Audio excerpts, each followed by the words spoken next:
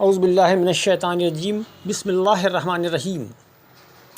عجیب و غریب حکایت۔ تابعین رضی اللہ تعالیٰ عنہم کی ایک جماعت حضرت ابی سنان رضی اللہ تعالیٰ عنہ کی زیارت کے لیے آئی۔ جب ان لوگوں کو وہاں بیٹھے کچھ دیر ہو گئی، جناب ابی سنان رضی اللہ تعالیٰ عنہ نے کہا، ہمارا ایک ہمسایہ فوت ہو گیا ہے، چلو تعزیت کے لیے اس کے بھائی کے پاس چلیں۔ محمد بن یوسف الغریابی کہتے ہیں کہ ہم آپ کے ساتھ روانہ ہو گئے اور اس کے بھائی کے پاس پہنچے تو دیکھا کہ وہ بہت آہ و بکا کر رہا تھا۔ ہم نے اسے کافی تسلیاں دیں، صبر کی تلقین کی، مگر اس کی گریزاری برابر جاری رہی۔ ہم نے کہا، کیا تمہیں معلوم نہیں کہ ہر شخص کو آخر مر ہی جانا ہے؟ وہ کہنے لگا، یہ بات بالکل درست ہے، مگر میں اپنے بھائی کے عذاب پر روتا ہوں۔ ہم نے پوچھا، کیا اللہ تبارک و تعالیٰ نے تمہیں غیب سے تمہارے بھائی کے عذاب کی خبر دی ہے؟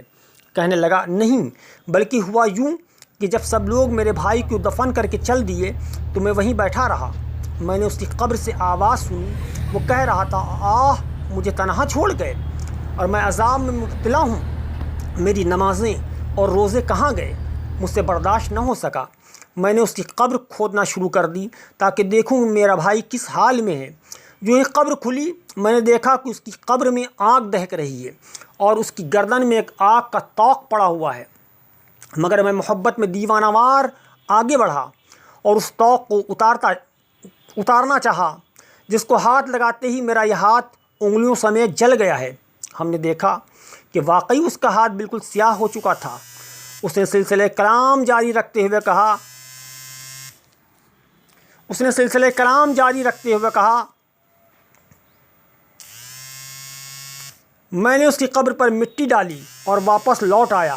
اب اگر میں نہ روؤں تو اور کون روئے گا؟ ہم نے پوچھا، تیرے بھائی کا کوئی ایسا بھی تھا جس کے باعث اسے یہ سزا ملی؟ اس نے کہا، وہ اپنے مال کی زکوٰۃ نہیں دیتا تھا۔